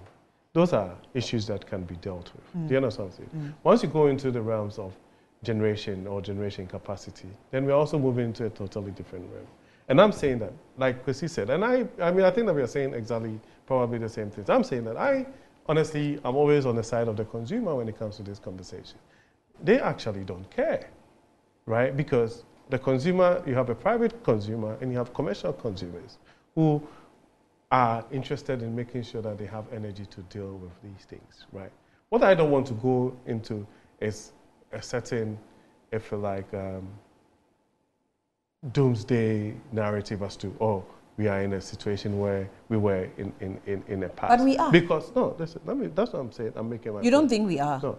I'm saying that. Are we not in doomsday? But I have told you, but you know what doomsday is, or you know the kind of situation that Ghanaians have to actually grapple with under the watch of the NDC. No, you see, that's the problem I have. Today. That the fact that... But can I make my point? So the fact that in the previous administration, you were in doomsday for 4 years, yes. And then in this current administration, we're in doomsday starting the beginning of this year. No. It's not the same situation. No, is that what you're saying? I am saying to you that I've said two things here, and I think that if you took your time to appreciate it, it would be good for all of us. I've said that this statement here, from my professional standpoint and my orientation, does not cut it with me. You understand? Just because it actually admits that there's a level of inertia here, because it doesn't take a day for 630 transformers to be overloaded. I've made a point, and you're always focusing. You don't focus on the whole of what I say, right? So there's a certain admission that there's inertia here, whereby you're supposed to be in charge of a sector, right? Every day there are people being added to a transformer. Once you move from the ECG premises to go and put somebody new on a grid, there's supposed to be a system that actually tells you that you're going up to a certain point, right? And so for me, I mean, I'm even playing the devil's advocate here. If that is real and truly... That's when I agree with you. The case. I agree with then you. There are challenges here in terms of planning and how we've done this thing in the past. And there's nothing wrong. Because this clearly is routine maintenance. Yes, that's what you're telling us. See, so how can you not plan with a routine maintenance? There's nothing wrong. You see, the thing is that I think that because of the very high-stakes nature of our politics and everything, sometimes people find it very difficult to admit that in certain institutions, you see, we have to hold our institutions to hold their feet to the fire. You understand what I'm saying? Because in as much as you can, lay the ultimate responsibility, blame on a government or an executive. They are professionals, they are engineers, they are planners, they are people who are being given the opportunity to run these institutions. And that is my orientation all the time. Some people might disagree with it and have a challenge with it, but I don't really care too much. Do you understand what I'm saying? Then we can have the general conversation about government's commitment to the energy sector and what government has done And then if you want to go into the debate about an NPP government in terms of how we've managed the energy sector and an NDC government has managed the energy sector, we can have those debates. But when it comes to holding the feet of those professionals, those technical people to the fire in terms of planning, management, and making sure that the right things are done, I think that we should be able to agree that sometimes we should be able to do so. You understand what I'm saying? Otherwise, certain people who have a certain level of responsibility are always absolved from, you understand what I'm saying? Also absolved from what their roles and responsibilities should be. And I have a peculiar challenge with that. Yeah, but the point, so the point I want the to make question that is, you asked about, are we in doom so or we are not in doom so, that's really not the issue. The issue is it is the issue. No, what I'm saying is the issue is that they have come out with this, right, and states that this is the reason why we are having challenges. What they stop short of, for example, is to tell us exactly how long this particular upgrade of the transformers is going to take. Right? Or even when they use the word underlisted, I didn't see the underlisted areas. You understand what I'm saying? So maybe they can go further, their PR people can go further and say that, okay, every 3, 4, 5 days or so, 10 of these transformers will be upgraded and that you will not have challenges, so that we can make progress, right? But there's a certain, if you like, almost attempt to try and make the issues or put the two issues as the same, and it's not the same for me. So you know, the ordinary Ghanaian that's watching me now, I read about some capacity 3,000 megawatts. I read about peak demand being 3,663. I read about the export CIA, that's Cote d'Ivoire. I read about 27 megawatts for Burkina Faso, 150 megawatts for. Do you know that the ordinary Ghanaian watching me does not care, and that's what Chris was saying. But I also said the same. Does not care about all those technicalities. However, you can't ignore it's important. The people who have been in that sector before understand how it works. The point John Jinapo is making is some of our plants are down. Is that true? Yes. We can't purchase gas. Is that true? Yes. We still are battling with our energy sector debt. Is that true? Yeah, I think since when do you think that this routine maintenance during the Mahama days, they didn't have the problem of routine maintenance? No, but the point is that, so if you're going back to Mahama days and we're having some of these challenges here today, right? It should tell you, and then it should point to you that there are certain fundamental, if you like, challenges that are supposed to be fixed once and for all. I have had a view, even when it comes to financing in the energy sector, that we can be a bit more pragmatic in our approach. You understand? And this whole idea that, I mean, and I've belabored this point time and a number, this whole idea that you have especially entities that are supposed to be 100% owned by the state, owing each other. You understand? So, for example, you have a challenge where one day you see Gridco, so they've been owed money, and Ghana Gas says that they've been owed money by entities, and all these entities are actually supposed to be owned by one person, and that is the country, the nation. I feel that we can have another way of harmonizing these financing issues so that we can find what we call, I mean, in the industry, they call the optimum efficiency levels, that you know that Ghana Gas needs X amount of investment every year to function to its full capacity. Gridco does same, VRA does same, ECG does same, right? And then you sort of see these entities as probably what in the private sector is called like strategic business units, so that they provide services, even though it has market value.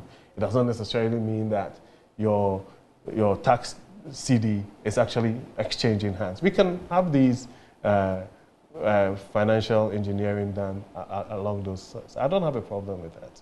I'm saying that, back to the point, as for the consumer, they really don't care about how these things are done, as far as they're concerned. Once you get home and once he flicks the switch, the light should come on, right? And if these are the issues why we are having some challenges in the sector, let's fix it. You understand? Because we can be trying to project what Mr. A has said, Mr. B has said, whatever, but it doesn't really solve the issues. The issue really is that, as we speak, some people in the country, in certain parts of the country, are having challenges with their lights being on, at a certain time. And if they're saying that between 7 to 11 p.m. is the reason, then, and there's a reason that have been adduced, then it has to be fixed. Simple. You know, I have one problem, and it's a very simple problem. The previous administration saw that there was mounting debt in the energy sector, and they introduced a tax in order to, get rid of the debt and to ensure that the energy sector would function smoothly. It led to the creation of ESLA. Now, this government comes into office knowing all the problems we have in the energy sector, the mounting debt and so on. They took that fund, went and used it as collateral to obtain a loan. What is the sense in this? That's a huge problem that I have. Where is the common sense in going to use the funds which have accumulated in order for us to deal with energy sector problems, especially debt, as collateral to obtain loan? So all of these things add up. They all add up. We're in a frenzy to acquire loans. There's a certain frenzy to acquire loans. Borrow. Use everything as collateral and so on. It's part of the reasons why we are here today. That's my problem. That's one of my problems. You understand? No matter the explanation which is given and so on, there can be no rational explanation of how we use ESLA, to go and acquire loans.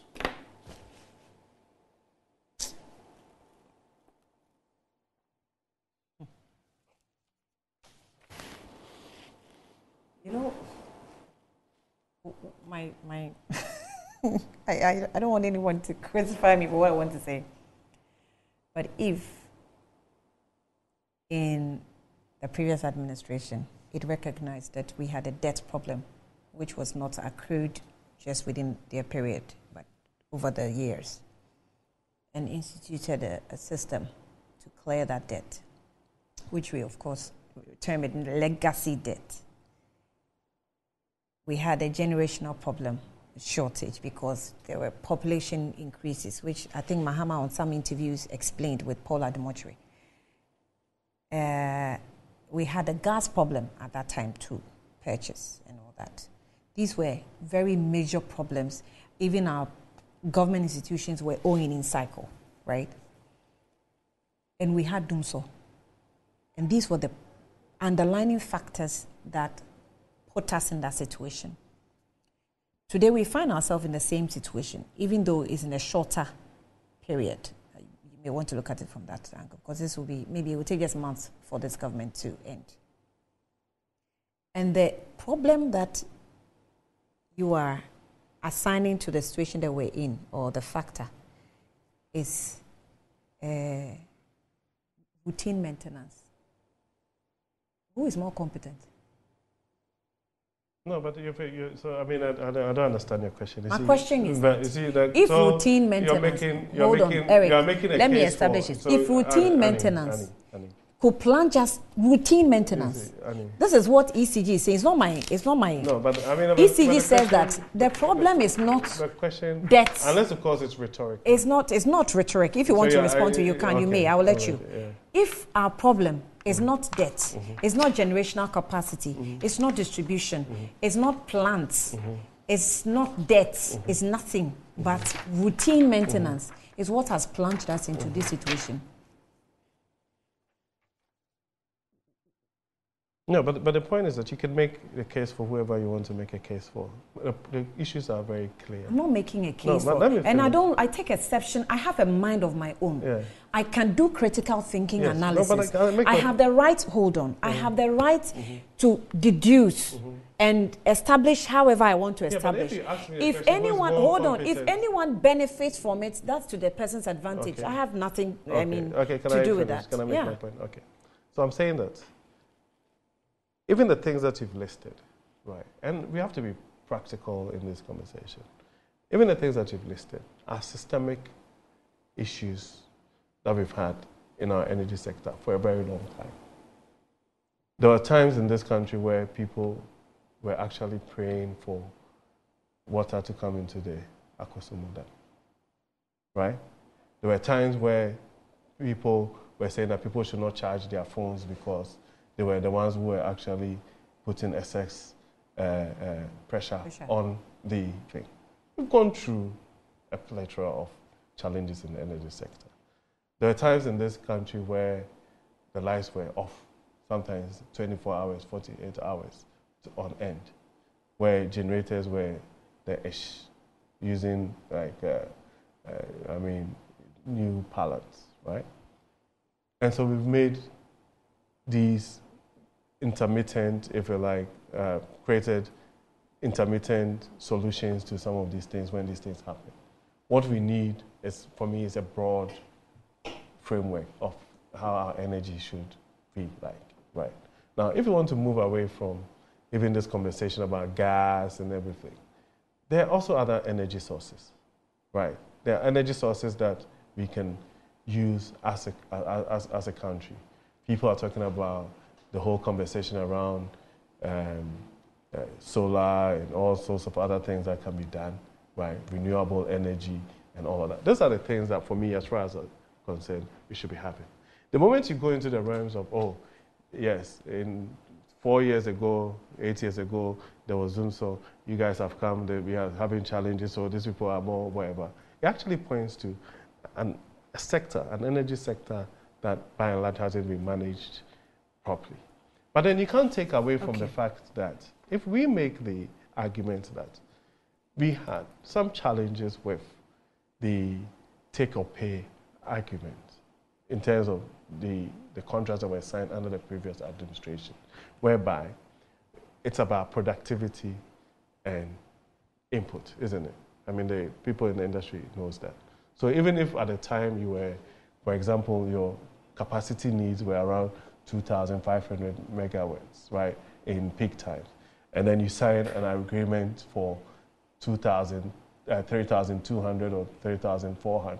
What you have done is that there's the 800, 900 that needs to be paid for, even when you're not using them, right? And for anybody to say that or to suggest that, that will not have a negative impact on, one, your finances, and will not impact on your ability to make payment. That's not also want to say the truth. Okay. And that's what I'm saying, that I'm open for us to have a conversation around how do we not come back to this point where it looks like there's a cycle of every 7 to 8 years or so, we would have some major challenge with our energy sector. Okay. And I'm one of those people who would want to hold whoever is in the industry's feet to the fire, right, and say that proper planning has to be done. Okay.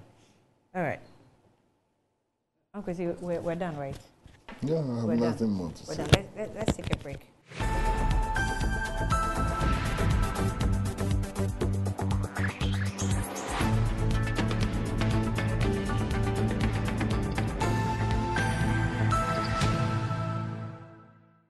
All right, welcome back. So I have the exclusive man wearing some exclusive bracelets on a shirt today. You're welcome. Thank you, Annie. Mr. Exclusive. Good morning. Good morning. Who bought you that bracelet? Okay, you talk about it later. You bought it yourself? Annie, let's do trends. The camera should zoom into that bracelet. Hey. Okay, for my wife. Uh-huh. Yeah. That bracelet looks very unique. Yeah. Or it's her own card that you took. Oh, no, come on. Or she puts on. Why are you She has locked your finger. She wants to lock your hand too. Hey. Okay, go ahead. Annie, I'm a bit concerned. So yesterday I went to I tried changing money, you know, the whole exchange rate thing, and I realized the dollar has gone up. Oh, really? Yeah. I've stopped tracking it. Yeah, some small coins. I was shocked. Where is it now? So 13. So yesterday I changed was 600 and I was giving 7,800. Oh. I was a bit shocked. $600. Yeah. It was 7,800. This morning I went on Twitter and it's So where's the money? Is it? Is it? Okay. Now, so this morning, when I came to work and I went on Twitter, it's on there as well. There are several reports. Let's show viewers what exactly the city is looking like, and it's sad. People are attributing People it to are complaining, eh? Yeah. They've started complaining again. Yeah, and it's funny because it looks like nobody go for bread, so they're not talking about the games. Yeah. Like whatever happens should just happen, but that shouldn't be the case. It looks like every 2 weeks there's a new increment in it. The city is depreciating and the dollar is going up, and I don't get it. You might be happy that we change dollars, like you get extra money, but when you take it to the market, the price is also up. There's nothing like interest on your side. Lose the value. Yeah, you still lose. You still lose. It's quite sad and worrying. But another thing too is that yesterday was trending that the AFCON games. Sorry. Yeah. I mean the podium for the platform for the winners. Yeah, for the winners. Thank you. They had where used they project A4 the sheets winners. and all that. And that's yesterday, last night. It had been changed. Oh, I think they have different ones. I want to believe that. There are different ones that they use at different parts of the award or whatever. But is that an excuse? The fact that they are different. Couldn't they just have like one? I'm not in any way defending. I'm just saying, in some areas where they are awarding, you see that's very nice. Yeah. In certain areas, it's like different parts. It's like you being in East Legon and moving from East Legon to maybe. Yeah. I don't want to mention any names so that anybody will come after you. They'll come after you. Exactly. That's how it looks like. So I'm not sure with those ones that we see A4 sheets. In fact, this sports journalist, what's his name? Smith? No, Gary Adams. What's the name? I think she was. Yes. He was here on a one-on-one. Yes. Yeah. Sadiq actually shared some, and then people went for his neck.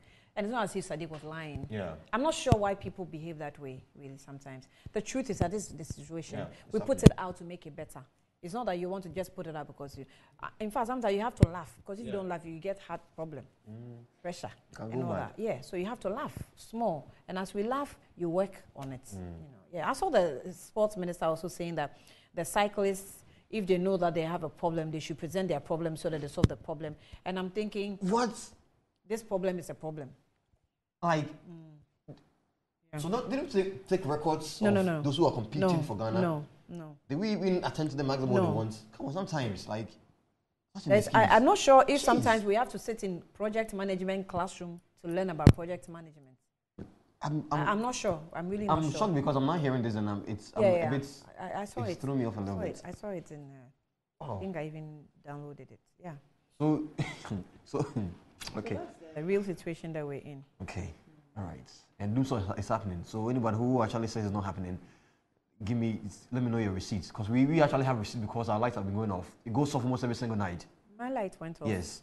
So if you are saying that... No, Friday night. Went off all the way into Saturday. The whole day Saturday, I didn't have lights. I had lights Sunday, Monday. Tuesday, my lights went off. Yesterday, last night. We are not saying we are angry. You just give us a timetable so we can psych ourselves. You know, we're patient people. We're very, very patient. We are not angry. How Ghanaians are not very, angry? very angry? Maybe we are used to the dark days. we are tired. You know, people don't have the energy to argue and fight about something. But you see, serious talk. We have to be very careful in this country. We have to be very careful. You see where Nigeria is? Nigerians have gotten very immune to the situation. Right. They call this thing what? NEPA. Yeah, NEPA. They call them NEPA. These are like how they speak English. In fact, NEPA. there was a video I saw where NEPA people have gone into somebody's house to go and disconnect the person. When they got there, the lights were off. Yeah. So they found themselves stranded. How do you work? Disconnect, yeah. Because your lights are off, understand. But if we were not careful, we can get to those days where everybody must have a generator in their Yeah. home and be disturbing everybody else. That's how serious it is. And we play politics with it. So when you come into office like today, we'll ask you, that is what you talked about in the previous administration. Have you been able to solve it? Because that was your campaign trump card. But Annie, you see, the problem here is you ask them and they laugh about it. And they tell you in your face, it's not been done, but they tell you it's been done. And they even sometimes try to back it with evidence. Yes. And that's the problem we have. And we hail them whenever they say it's working. Yes, because the people don't understand anything. It's okay. This morning I'm not eating, so let me not. Don't let me tempt you. Please. And also, the young man, Cheddar, Nana Bidiako is out there. I mean, he is in Tamale. You see the bodyguards, following him and his wife as they tour Tamale. Take a look at this video. Nana Bidiako. I am grateful to be rectified at this moment and accepted as part of your traditional culture and have a father who is a king in Yendi.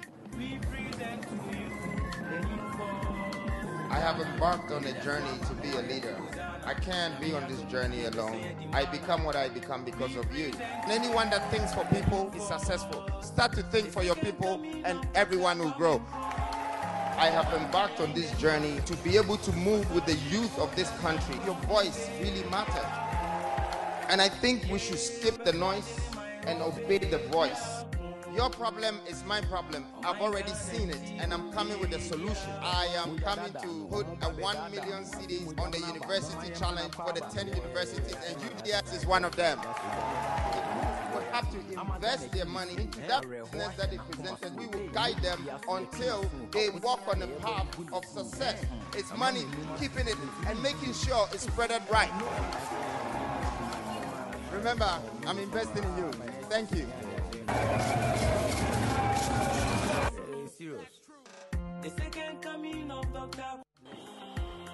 That's about. I am grateful to be rectified at this moment and accepted as part of your traditional culture and have a father who is a king in Yendi.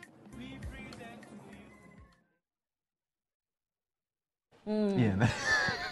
So what is he doing in the north? He's campaigning just like anybody else. As an independent candidate? Yes, he's talking to them. I don't know what to call him.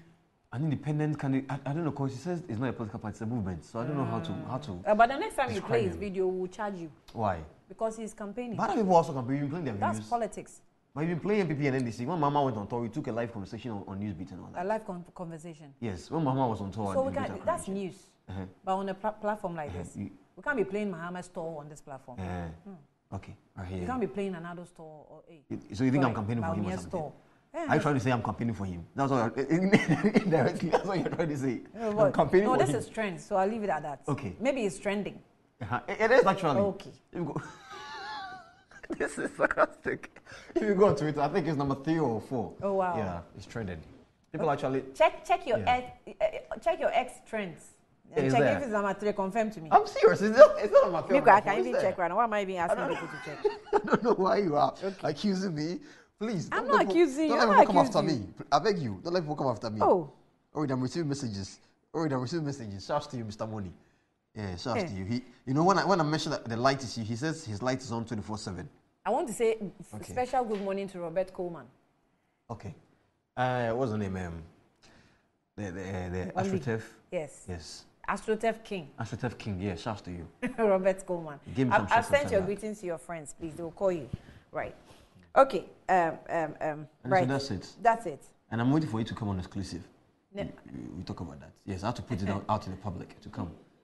She deceived me twice last year. I hope this year she comes. Yeah, in 2024 election year, I don't play.